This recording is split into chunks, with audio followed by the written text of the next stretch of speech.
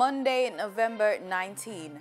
This is the news on PBCJ. I'm Simone Absalom.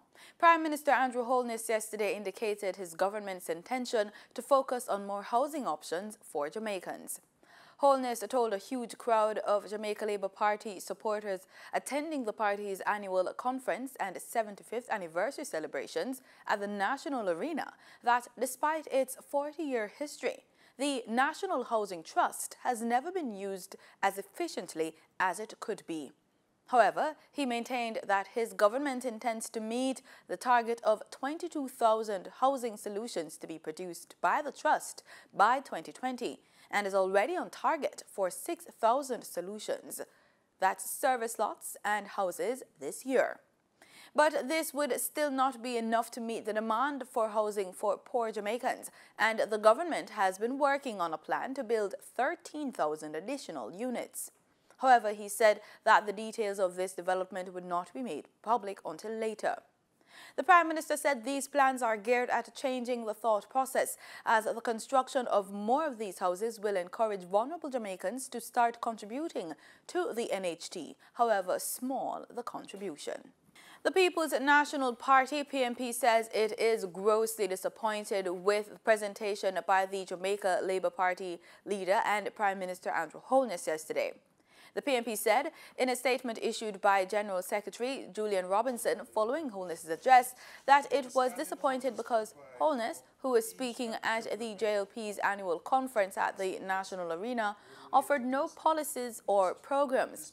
Mr. Robinson is quoted by the Gleaner saying, "The speech by Prime Minister Holness was a restatement of projects, programs and initiatives started by the previous PNP administrations, including the road improvement program and housing for the vulnerable, among others." End quote. The PNP said while it welcomed the initiative for the low-income housing, the $500 million earmarked is inadequate to solve this major problem, as it requires some 100,000 units. The National Works Agency, NWA, says effective today, traffic changes will be made along Constant Spring Road in St. Andrew. NWA said the change will be in effect between the intersection of Hillman Road and Oliver Road, Manor Park.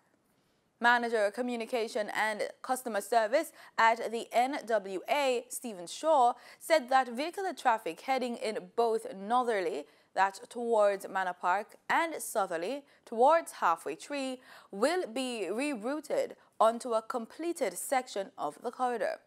Shaw says consequently access into and out of Cassava Peace Road will not be allowed. Persons wishing to access Constant Spring Road will do so via Clifton Boulevard, and all persons traveling north along Constant Spring Road will exit the new pavement in the vicinity of Manor Park. Motorists are being urged to obey the posted warning signs and the instructions of flag persons.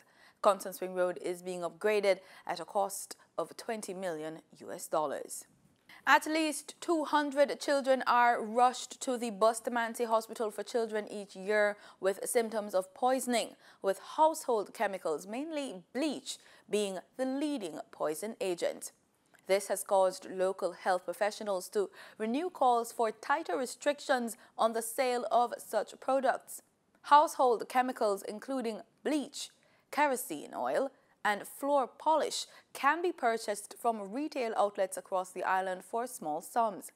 Public Health Inspector and head of the Caribbean Poison Information Network, CARPIN, Sharika Wetlock-Balancing, is warning that the practice is dangerous, especially in households with curious and probing toddlers. She argued that the problem can easily be curtailed by introducing policies to ensure that household chemicals are sold in properly labeled containers.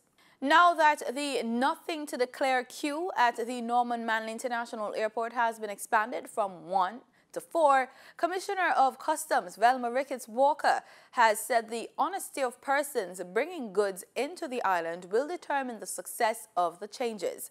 Speaking to the Gleaner last week at the Rotary Club of St. Andrew's weekly luncheon, Walker said that there are plans to fully roll out technology at the port to ensure that containers and packages are properly scanned with as little hassle as possible.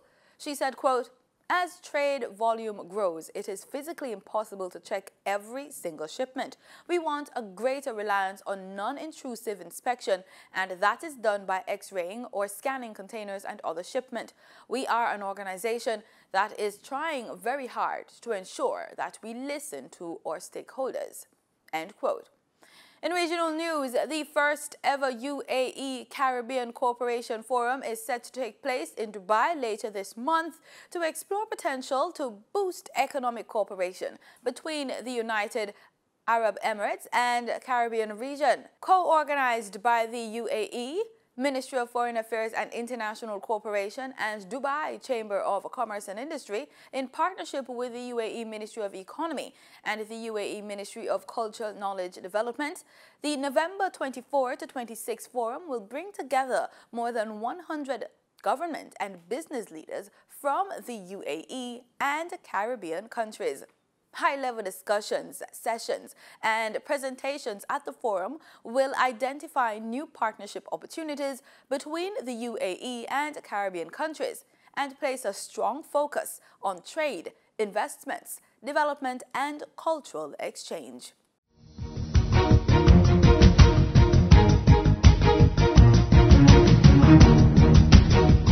In sports, succession planning is the name of the game at the Jamaica Cricket Association, the JCA. Since 2016, the JCA has seen an increase in the number of coaches with level 3 qualification, or a better move from 3 to 13, with 10 coaches matriculating to the elite level in 2 years. Of note is that the average age of elite coaches is now 51 years and 2 months, down from 53 years and 9 months. The face of the local elite level coaches is looking younger. There are 7 elite level coaches who are aged 50 or under, among them David Bernard Jr. and Richard Richardson, both 37 years old. The JCA also has plans to get the over 30 existing level 2 coaches trained and certified at level 3. CEO Courtney Francis said, quote, "The JCA's focus on youth development is not limited to players, but includes personnel of the field, to include scorers and coaches, among other functions." End quote. And that's the news. Thanks so much for making it PBCJ. Remember, we are the People's Station.